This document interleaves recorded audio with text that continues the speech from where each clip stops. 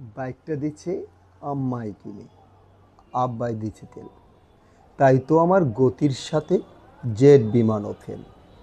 দুর্ঘটনা ঘটলে ঘটুক, আমার কিসের ভয়? গেলে যাবে বাপ মায়ের, আমার কিছু নয়। চল রে আমার মোটর গাড়ি, জোরছে মারো টান। কে কি বলে শুনবো না আজ, ধরছি চেপে কান। আহা, হা হা হা, কি মনোরম গায়ের বাঁকা রাস্তা। 600 কিলো ঘুরে এসে করবো রে আজ রাস্তা। এমন গতি তুলবো আজ, আমার গতি দেখে থমকে যাবে পথের পথিক পন্ত চলা রেখে। গতির চোটে কাঁপছে মানুষ, উঠছে পথের ধুলো, লাফিয়ে উঠছে পথের ধারের বান্দা ছাগলগুলো। গতি আরো বাড়িয়ে দিলাম, পথটা পেয়ে সরু।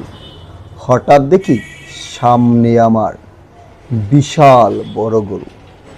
ধাক্কা লেগে হুন্ডা আমার পড়ল গিয়ে খাদে। আমার তখন হুঁশ ছিল না, ফিরছে দুদিন বাদে জ্ঞান ফিরলে চেয়ে দেখি ভাই, আমার যে 2 পা ছিল তার একটা সাথে নাই। সকল কিছু শোনার পরে চমকে গেল গা।